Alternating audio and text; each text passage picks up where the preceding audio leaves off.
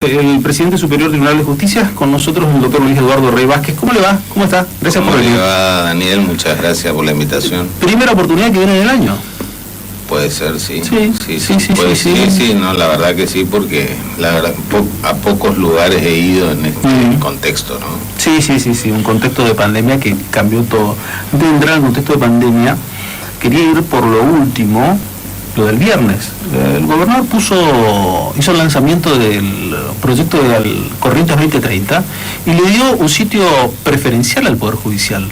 ¿Cómo lo toman ustedes? Bueno, a ver, este pacto correntino para el crecimiento que de alguna manera surge con la reforma constitucional de 2007 y sobre el cual tuve oportunidad de interiorizarme bastante en lo que fue originalmente el PEP 2021, de hecho he publicado un par de artículos sobre el tema.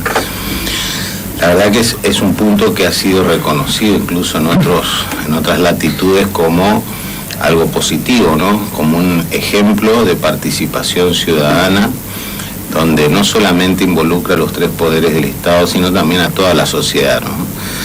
Y la idea de pensar en grande, a mediano y largo plazo, en la construcción de políticas públicas que se perpetúen, ¿no? Que continúen, porque en definitiva el Estado continúa independientemente de quiénes sean, quienes lo gestionan circunstancialmente, y en especial esto para los poderes políticos que sufren la renovación periódica con motivo de las elecciones, ¿no? Y bueno, esto de alguna manera se entronca, digamos, en una continuidad, ¿no? Evidentemente el tiempo a veces pasa muy rápido, no obstante, como decían en la presentación, prácticamente el 47% de las leyes que se sancionaron por la legislatura provincial en el periodo desde la reforma del constitucional en adelante, o mejor dicho, del 2013, porque el 2013 se lanzó el PEP 2021, prácticamente tienen que ver con políticas fijadas justamente en ese gran acuerdo macro que se suscribió, digamos, entre los distintos poderes con la sociedad, ¿no? O sectores de la sociedad. Y bueno, evidentemente cada poder del Estado tiene su rol, cada rol es clave, ¿no? Importantísimo para garantizar de alguna manera que esto funcione, ¿no? Que esto funcione sin perder, digamos, el rol, el carácter independiente que debe tener el Poder Judicial, o lo mismo pasa con los otros poderes, pero la idea de pensar en grande, ¿no? Pensar en más allá de nuestra mirada corta, ¿no? ¿Se puede planificar algo cuando tenemos una pandemia?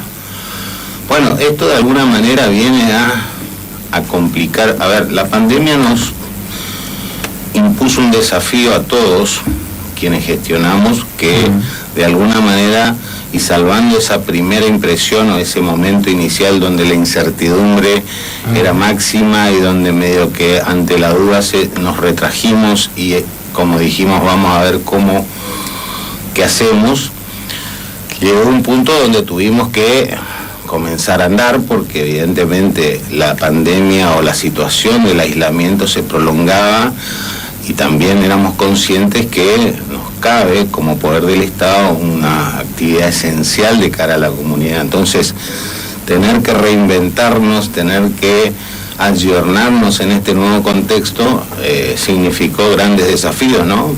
Y que por ahí quizás, de acuerdo a lo que era la línea inicial, pudo haber postergado algunos planes de acción, pero sin embargo nos ha llevado a acelerar otras transiciones, por ejemplo todo lo que tiene que ver con la tecnología. Hemos decidido y hemos tomado, digamos, la decisión de apostar fuertemente a todo lo que es innovación, a todo lo que es trabajar en el desarrollo propio de los softwares que nos permitan poder seguir, no solamente salir del contexto de pandemia, sino que nos quede también en el futuro una herramienta clave para el funcionamiento, ¿no? La tecnología, la pandemia los empujó, los obligó a una tecnología que no estaba prevista para allá. Es decir, estaba prevista en el mediano plazo, pero como que tuvimos que ir anticipándonos porque entendimos que era la única forma de poder funcionar salvaguardando paralelamente salud, ¿no? Es decir, sin generar o generando el mínimo riesgo posible, minimizando el riesgo a su mínima expresión. Es decir, porque en definitiva, tomando las precauciones, ¿no? Y en esto estuvimos siempre muy atentos a todas las recomendaciones que nos han dado las autoridades sanitarias, que son los expertos en el tema, ¿no? Y esto hay que aclarar también, porque en definitiva nosotros como magistrados, abogados de formación, la verdad que más allá de lo que uno puede leer por curiosidad propia, no somos expertos en el tema. Entonces necesitamos el apoyo de las personas que justamente son las que están de alguna manera comandando esta situación. Ahora, todos estos cambios que van haciendo, ¿tienen hasta ahora el acompañamiento necesario? Magistrados, de abogados, de todos los operadores del sistema. Y siempre hay, digamos, reacciones adversas, pero yo creo que vienen más que nada por, como le decía, el desconocimiento de cuestiones técnicas. Aparte que esto también generó mucha incertidumbre, porque seamos realistas, es decir, ni los propios médicos ni los propios expertos sabían al comienzo cuál era la receta adecuada. Es decir, algunos, y hasta el día de hoy seguimos leyendo que unos dicen una cosa, otros dicen otra, unos dicen que hay que abrir todo, otros dicen que hay que mantener el aislamiento, en fin. Es decir, a eso usted súmele que, digamos, el propio temor que genera para la seguridad y la salud de cada una de las personas hace que la natural reacción ante un cambio o ante una nueva medida sea el rechazo, ¿no? Y hay mucha gente que no quiere cambiar también. Eso es otra una cosa, reacción, la naturaleza del hombre, ¿no? También. Eso es así también. Eso es no así. da muchas vueltas. Pero bueno, es decir, nosotros tenemos que ser conscientes de la responsabilidad que tenemos y de la importancia de la función que nos cabe, ¿no? Es decir, entonces, quien se encuentra en otro ámbito probablemente puede darse otras alternativas, ¿no? Pero a ver, ¿esto ayudó a sacar un poco uno de los grandes problemas que no se ven, como es el papel? En parte sí. Lamentablemente hasta que nosotros no podamos culminar el proceso de desarrollo propio de software que apunta o que tiene como gran norte el expediente electrónico o digital, seguimos de hecho con el expediente papel, ¿no? Es decir, entonces el papel todavía hoy para nosotros es una realidad, porque la manera de documentar las actuaciones se da en el expediente papel. Ahora, dentro de ese esquema hemos ideado mecanismos que garantizan la posibilidad de presentar los escritos sin tener que concurrir personalmente y sin tener que presentar el papel, es decir, utilizando medios electrónicos para la presentación, independientemente que después haya que presentar el papel, pero digo, a los efectos de los plazos, para evitar el tema de nulidades, plazos, todas esas cosas. Eso por un lado, ¿no? Y por otra parte también hay que decir que en lo que tiene que ver con las relaciones interjurisdiccionales, ¿no? Por ejemplo, cuando tenemos que dar un expediente a la Corte Suprema, la Corte Suprema nos pide que le mandemos escaneado el expediente, es decir, que no le mandemos el expediente físico, sino más escaneado. Entonces, esto también de alguna manera a nosotros nos ha llevado a escanear los expedientes que van hacia otra jurisdicción. Lo mismo la contestación de oficios con otras dependencias, ¿no? Es decir, se canalizan todo a través de medios electrónicos, escaneando las actuaciones. Expediente digital, me dijo que estaban trabajando sobre un software. ¿Para cuándo piensan tenerlo al expediente digital? Mire, ese programa de desarrollo propio que nosotros ideamos, lo planteamos en uno de los primeros acuerdos de este año, y tenía un plazo de ejecución de 2 a 3 años. Se vio de alguna manera interrumpido no interrumpido, suspendido, vamos a decirlo, porque no es que lo que se hizo quedó en la nada, ¿no? Sí. Pero nos llevó a tener que reacomodar los plazos. Quizás nos va a ir permitiendo ir logrando, ¿cómo te podría decir? Es decir, parcialmente ir avanzando, es decir, en otros módulos o en otras herramientas digitales para ir cumpliendo con el tema de los distintos pasos de los procesos, aun cuando el expediente electrónico, que constituye, como te decía, la gran meta, se debe quizás un poquito más, ¿no? Todo eso va a depender también de cómo siga la situación, ¿no? Igual, en este momento hemos priorizado todo lo que es el fuero penal. ¿Por qué? Porque está dando en vigor en las distintas circunscripciones el nuevo Código Procesal Penal, y esto verdaderamente implica un cambio de paradigma en lo que tiene que ver con la gestión de los procesos penales, ¿no? Entonces estamos dándole, o por lo menos en la primera etapa se apuntaló o se puso énfasis en esto, ¿no? Sin descuidar también paralelamente el desarrollo del software para las otras. Las normas hoy por hoy le empujan a que la parte penal se desarrolle más rápidamente. Exacto, y de igual manera en el Código Procesal Civil y Comercial, que está con media sanción, también va a ser un antecedente importantísimo para darnos un impulso en lo que es el proceso civil. Un código, y lo digo yo, está durmiendo tranquilamente en el Senado. Pero esperemos que salga y que tenga una resolución prontamente, como siempre decimos, no importa si la resolución es favorable o no, que tenga una resolución. Ojalá. ¿Cómo salga? Eso es harina de otro costal, pero que salga y que se defina una vez por todas. ¿Pidieron más de 300 millones para la implementación del Código Procesal Penal para el año que viene? Eso lo leí esta semana. No, a ver, yo creo que fue una interpretación que habrá habido. De hecho, todavía el presupuesto no lo hemos tratado entre los ministros. ¿No hay presupuesto del Poder Judicial todavía para el año que viene? Todavía no lo hemos remitido ni lo hemos es decir, lo estamos punteando, digamos, estamos la Dirección de Administración está trabajando en un borrador, probablemente lo trabajemos esta semana. Esta semana definamos el envío, ¿no? Ejecutivo, de hecho tenemos hasta fin de mes, pero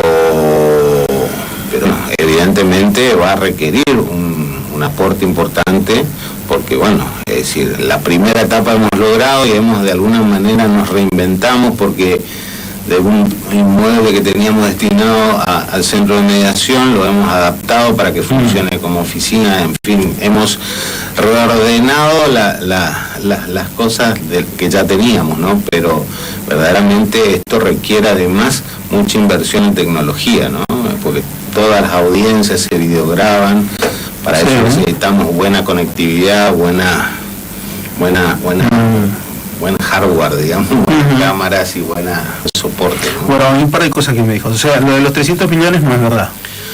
No sé, no le podría asegurar, probablemente sea eso, probablemente sea más, menos, no sé, todavía no tengo el número exacto como para asegurarle esa cuestión. Perfecto.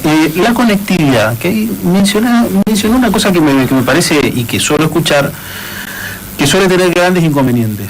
Las audiencias que son vía WhatsApp me parecen fantásticos. ¿Por qué no se pueden tomar audiencias vía WhatsApp? Me parece genial que puedan llegar a hacerlo, pero hay muchos problemas de conectividad. ¿Cómo se plantean superar eso?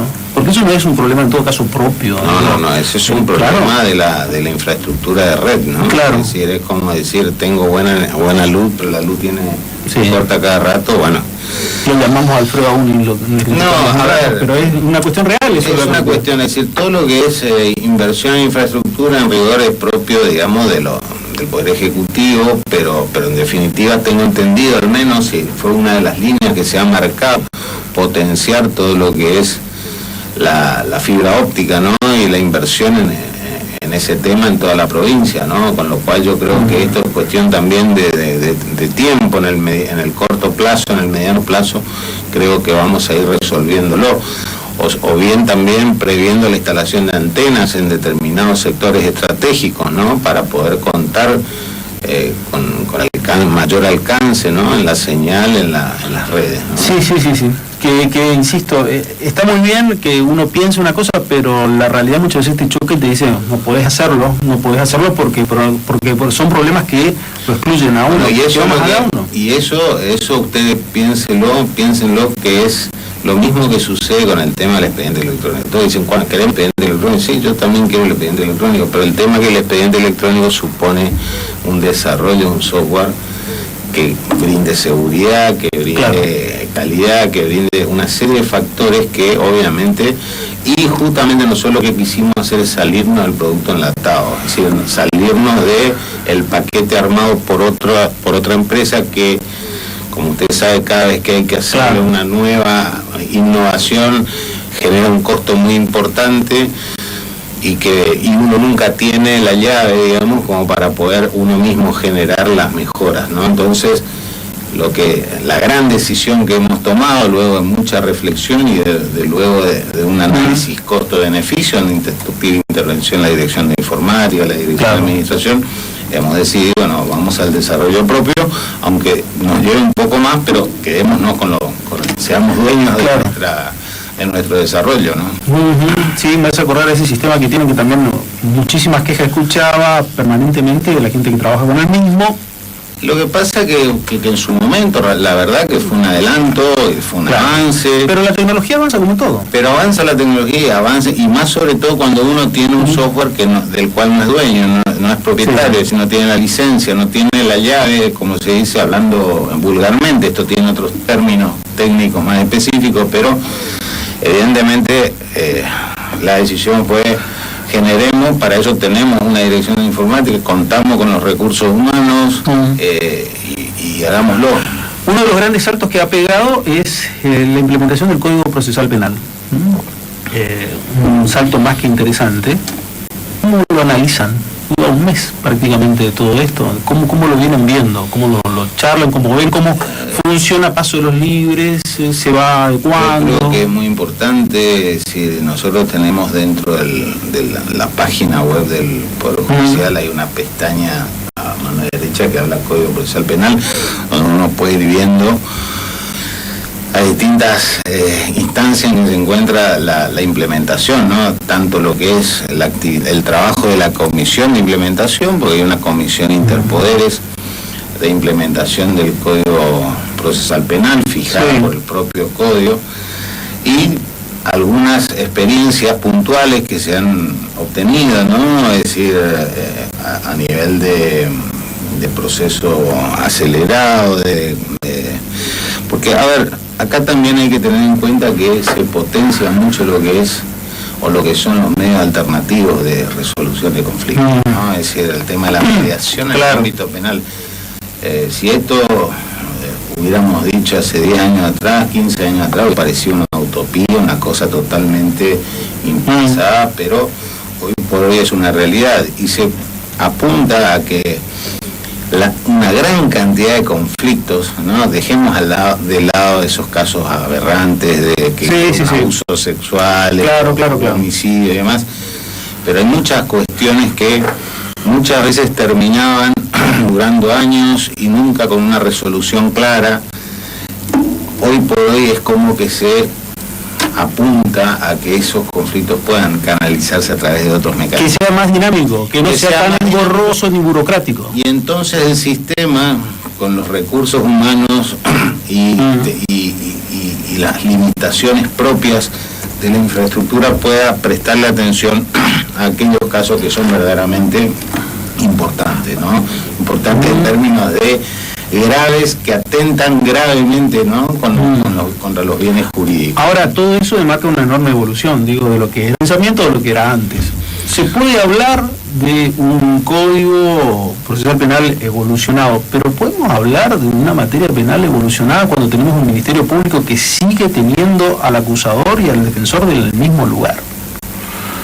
A ver, esto, usted piénselo, el ámbito, la organización hacia abajo, digamos, usted la tiene perfectamente delimitada, ¿no? Es decir, cada circunscripción o cada juzgado, donde hay un juzgado, hoy todavía de instrucción en algunas jurisdicciones, próximamente de garantías, hay un fiscal, hay un asesor y hay un defensor. Que tienen la misma estructura jerárquica.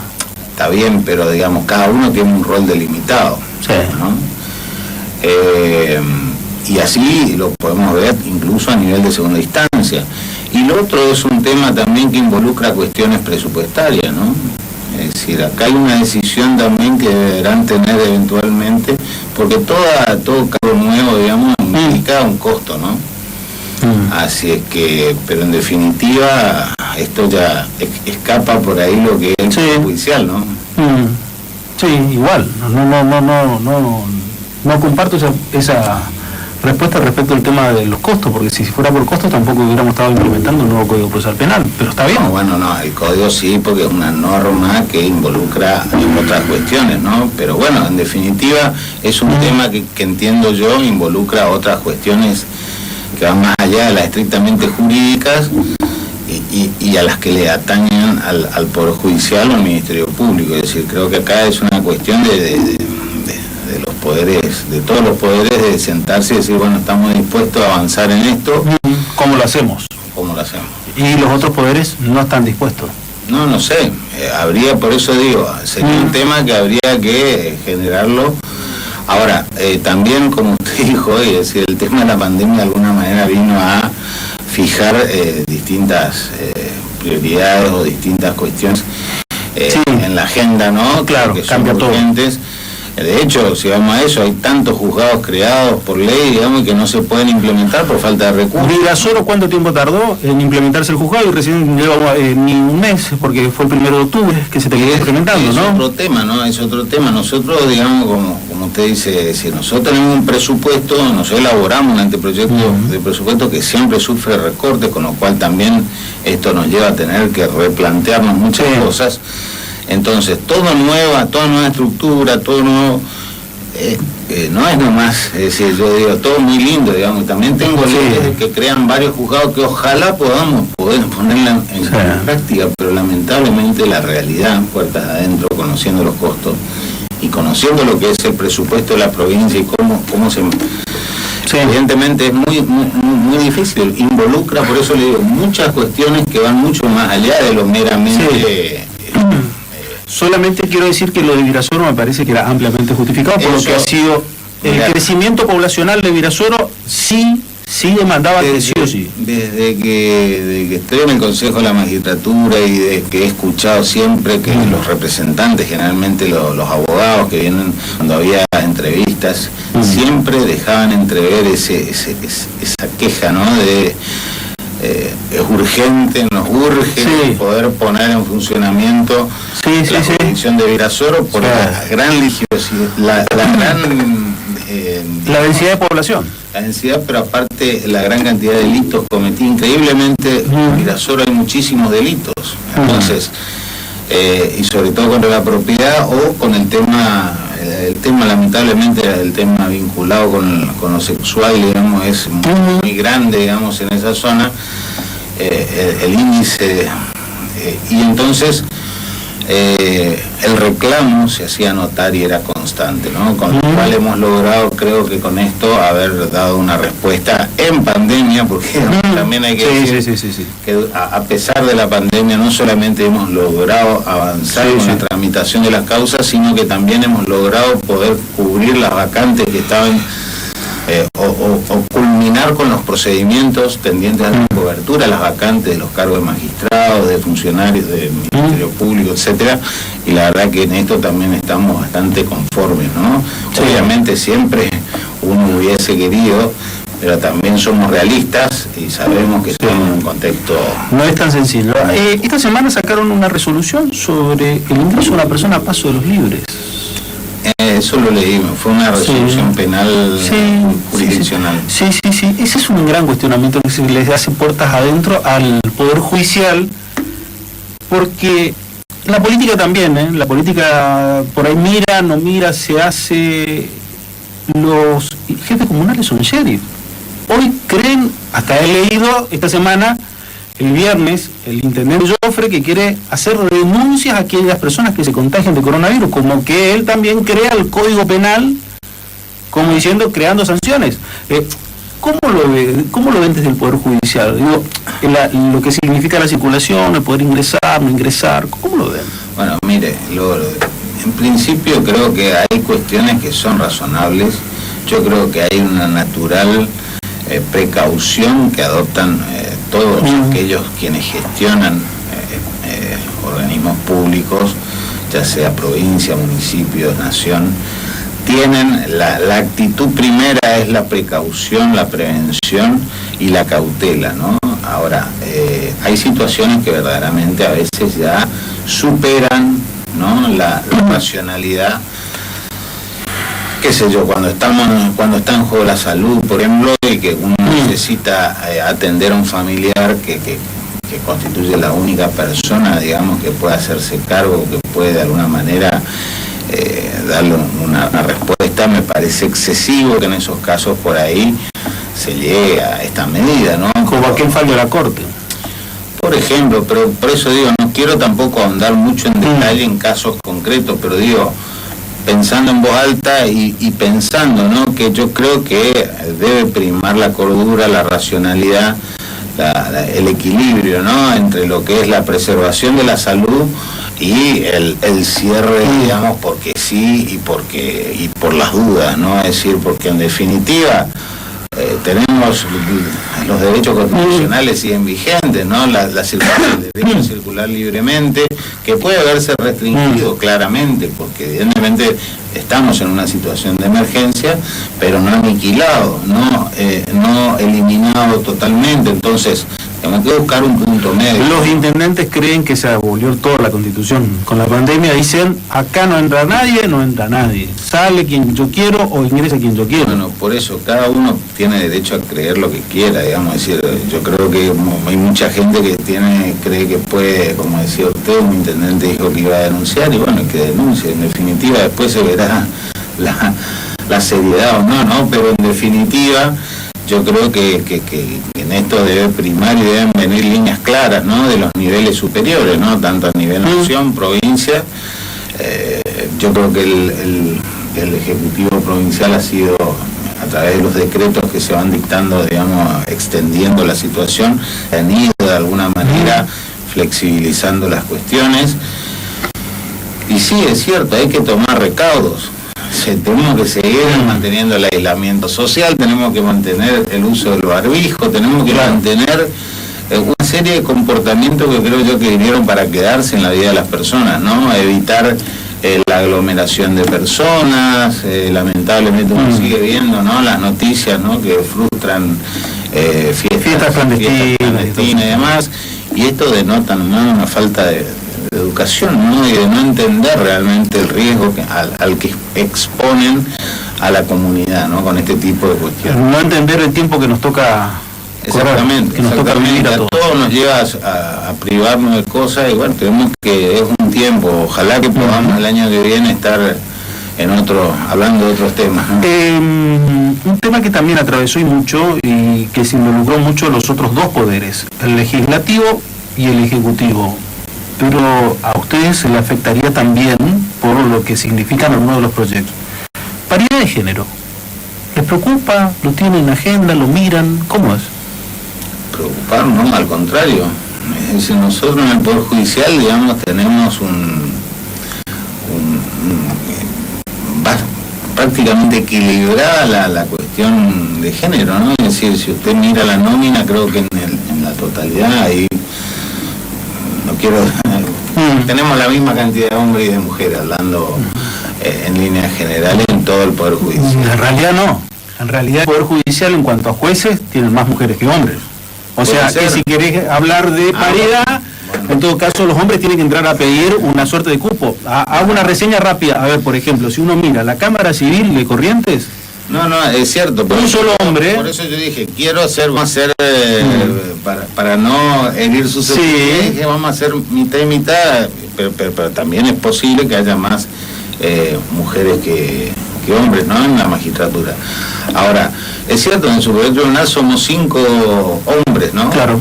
Y es una de las que por ahí las voces que nos demandan, pero como yo le decía en una reunión que hemos tenido de AMJA, primero, los jueces, quienes estamos en el Poder Judicial, digamos, estamos, mientras estemos, mientras dure la buena conducta y no nos destituyan por juicio político, o hasta que nos muramos o nos jubilemos, seguimos en el cargo.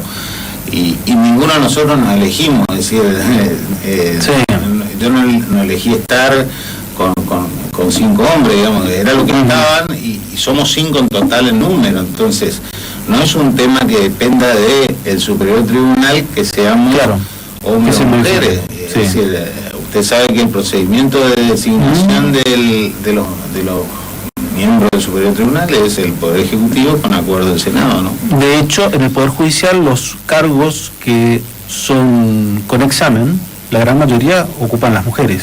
Los que no son con examen, no ocupan los hombres. Puede ser. Sí. Sí, la verdad que habría que mirar la estadística, pero es posible, no lo niego. No es un tema entonces de preocupación para ustedes, digo, porque se atravesó, se habló mucho durante el año, especialmente habló el gobernador, hablaron los legisladores, pero enhorabuena que se hable el día que haya una vacante en el Superior Tribunal, pero tampoco ustedes lo resuelven. Claro, depende de nosotros, pero si toca venir una mujer en buena hora, digamos, decir no. De hecho, trabajamos con mujeres, digamos, claro. Compartimos espacios y nos llevamos muy bien como cualquier otro. Es decir, nosotros no tenemos una preferencia, ni mucho menos, al contrario. Es más, creo que históricamente el Poder Judicial ha tenido mujeres de mucho tiempo, ¿no? Sí, o sea, que no es un problema. Por ahí se le dio, por ahí alguna mirada, pero no proviene del Poder Judicial, claramente. No proviene. Sí, la última mujer que fue ministro del Superior Tribunal de Justicia fue la doctora Ana María Cariaga, que era oriunda de San Luis, de la provincia de San Luis, durante la intervención. Ella fue la última ministra del Superior Tribunal de Justicia. En la década del 90 hubo una presidente mujer del Superior Tribunal, la doctora Fagalde Dualde. Fueron los últimos antecedentes. Pero, como recién bien lo decía, no es una definición del Superior Tribunal, porque la propuesta viene por parte del Ejecutivo y el acuerdo no viene por parte del Legislativo. Al fin y al cabo no los involucra en forma directa, ¿no? Exactamente, porque incluso en alguna oportunidad escuchaba, ¿no?, en una ponencia que se dejaba entrever como en el Superior Tribunal somos 5 hombres, incluso como mirándome como diciendo va a quejarse al otro lado, va a quejarse quien corresponde. Claro. Tiene que ir a la oficina que corresponde, diría el abogado. Pasa en otras provincias también, sí. ¿no? Es decir, hay provincias, pero y es más, quizás hasta hacia abajo, no sé cómo está distribuido, ¿no? Pero claramente los superiores en muchas provincias son hombres, digamos, pero digo, esto no es una cuestión que dependa, digamos, o que haya tenido que ver con una cuestión de discriminación, y mucho más, al menos yo no lo veo de esa manera, ¿no? Creo que es una cuestión cultural, nomás, una cuestión que en cierto momento, digamos, se tuvo, digamos, esa idea, pero que hoy por hoy creo yo no hay ninguna razón que justifique, digamos, hacer una diferencia, ¿no? Al contrario, creo que hay mujeres que han ocupado roles superlativos en el escenario, ¿no? Y con roles destacados, ¿no? Decanas, rectoras. De hecho, hay muy buenas magistradas también. Magistradas, presidentas, intendentas, gobernadoras, y ejemplos sobran, ¿no? Sí. Es decir, hay de las buenas y de las malas, como también hay hombres de los buenos y de los malos, como en todos lados. Totalmente. Eso no tiene que ver absolutamente, no tiene nada que ver eso, ¿no? Gracias por venir, ¿eh? ¿Se sintió cómodo? Sí, totalmente. Un saludo grande a todas las madres en su día. Gracias, el doctor Luis Eduardo Rey Vázquez, presidente del Superior Tribunal de Justicia, con nosotros en Algo por Decir Televisión.